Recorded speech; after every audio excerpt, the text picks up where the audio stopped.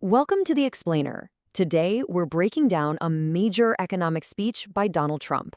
Look, it was a long speech, so we're going to cut right through the noise and get to the heart of his key announcements, from tariffs to a nationwide fraud crackdown. And everything you see on the slides, it comes straight from his own words. All right, let's jump in.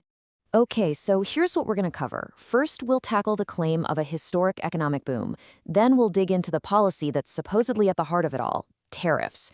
After that, we've got a major announcement about cracking down on fraud across the country, and we'll wrap it all up by looking at how these pieces are meant to fit together into that America First vision. So let's start with the economy. And the speech, well, it doesn't just talk about a recovery. No, it paints this picture of what's called the strongest and fastest economic turnaround in our country's history. So let's see the numbers he used to back that up. Right out of the gate, the speech hits us with a pretty powerful number, a projected GDP growth of 5.4% for the fourth quarter.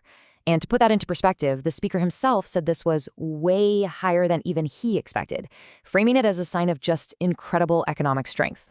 Next up, another huge figure, a claim of over $18 trillion in new investment in less than a year. And this is where the speech draws a really sharp contrast, claiming the previous administration only brought in less than $1 trillion over 4 full years. Now, what about inflation? It's a huge concern for so many people. The speech points to a core inflation rate of just 1.6% over the last 3 months. And based on that single number, he makes a pretty huge declaration that inflation is, quote, defeated.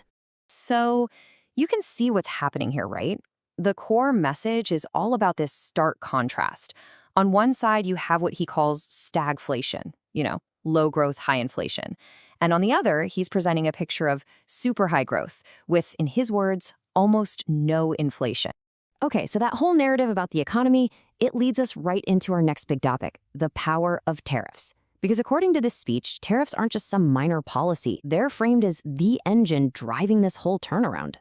And if you want to understand just how central tariffs are to this vision, you really don't have to look any further than this quote. He's so convinced, he even tells this story about how he had to rank the word tariff as his 5th favorite, right after his wife, his children, and his religion. That's quite a ranking. So how does the speech back this up? Well, it throws out some really specific numbers. It claims tariffs are directly responsible for slashing the trade deficit by a huge 62%, cutting the federal budget deficit by 27%, and pouring, quote, hundreds of billions of dollars straight into the U.S. Treasury.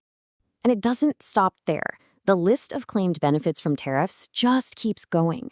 The speech credits them with everything from securing new investment and taming inflation, all the way to creating leverage with other countries on things like defense and drug prices. He even says it's funding new protections for the American auto industry. All right, let's shift gears, because now we get to what was billed as the major announcement of the speech. The focus here really narrows, moving from these big economic policies to a really targeted nationwide crackdown on what he calls rampant fraud. So why this big crackdown? Well, the justification is a pretty staggering claim that the U.S. is losing over $500 billion to fraud every single year. The speech alleges this is bleeding American taxpayers absolutely dry, and it points fingers at specific groups and states, calling them the epicenters of the problem. Okay, before we get into the nuts and bolts of the plan, we need to quickly define a key term you're about to hear, sanctuary city. This is just a city or town that limits how much it cooperates with the national government when it comes to enforcing immigration law. And as you'll see, these cities are a direct target. And this brings us to the actual announcement. It's basically a 5-part plan. First, freezing all federal money going to sanctuary cities. Second, requiring proof of attendance for federal child care funds. Then, suspending thousands of small business loans in Minnesota. Banning anyone on public assistance from wiring money out of the country. And finally, a big one, revoking the citizenship of naturalized immigrants if they're convicted of fraud. So the final piece of the puzzle is, how do all these threads, the economy, the tariffs, the fraud crackdown, how do they all tie together? Well, the speech pulls them all under the umbrella of a broader America First vision. As the speech wraps up, it widens the lens a bit to touch on several other policy pillars. So beyond just the economy, it talks about things like deregulation, for example, ending EV mandates. It focuses on immigration and the border, makes claims about record military enlistment, and throws in a promise to bring down drug prices in a big way. So that really begs the final question, right? When you put all these pieces on the table, what exactly is the America First vision being laid out in this speech? Well, the answer, as painted by the speech, is this picture of a nation with a secure border, a national spirit that's been restored, and an economy that's just booming. It's a vision with a rebuilt military, workers who are thriving, and a country that is, to use the speaker's exact phrase, winning again. And this is the quote that really ties it all up with a bow. It frames all these policies, the economic moves, the anti-fraud stuff, as a way to get back to what's called a fierce spirit of patriotic free enterprise. Basically, the idea is to unleash the same spirit that he says built the country in the first place. And that really leaves us with one final thought to chew on. The speech lays out a very clear vision, from universal tariffs to these targeted fraud crackdowns.